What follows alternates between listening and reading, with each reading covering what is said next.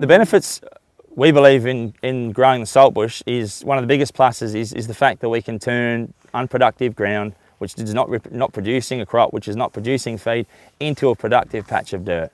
And that's just been fantastic. It's turned our ability to be able to manage stock into a clever way. Initially, we went into saltbush in the early 90s. It was probably my father's passion at the time. He's always been big into his sheep and had the intention of trying to drought-proof the farm. We're in a marginal area where it's sort of 10-inch average rainfall, 250 mil or thereabouts. So we always tend to come into a feed gap in that September, sort of August-September period when we spray top our fallow paddocks for next year's cropping.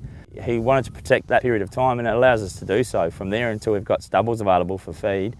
We started on some good soil type, and then from there we also did a 90-acre piece on a paddock that was what we were cropping as well. Since then, we've been targeting all of our non-productive ground. It's been great in that it's allowed us to get production back from the sandhills that we couldn't go near with the cropping and weren't growing any feed because they were blown out. The hills are now held together, and it gives us some really productive feed. The soil benefits that we feel we can get is the ability to manage our pasture and take pressure off them. So it allows us to take sheep out of a pasture or a potential oat crop, which you could go for hay, and whack them in a patch of saltbush. Allow that crop to grow on or that pasture to grow on, protect your soil so it's not too bare.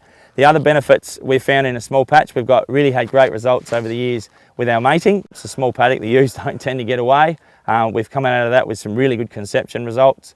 As we do with lambing, if you've got a patch like behind us which has got some good growth, and particularly some of our other patches which have got away from us, they provide wonderful shelter. So if you're lambing in a winter period and it's cold and windy and rainy, it really is good shelter for the lambs. We've had high water notices from SA Water where initially we thought we had a leak and drove our lines, and then realised it was just the fact the sheep were drinking so much more water.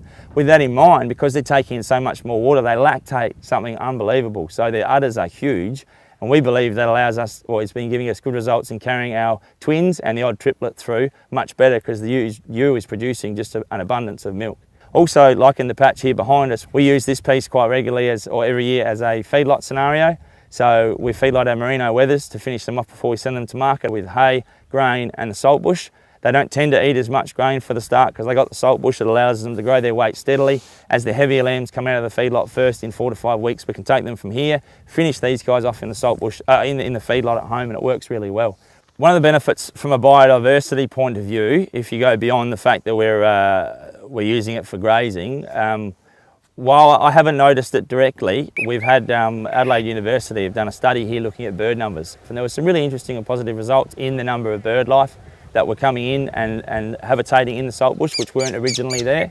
They found some bird species which I didn't know that were there. And they also were doing sleepy lizard counts and looking at it from another point of view as well. So there are other spin-offs, I believe, to perennials like we've got behind us than just the feed value that we've got itself.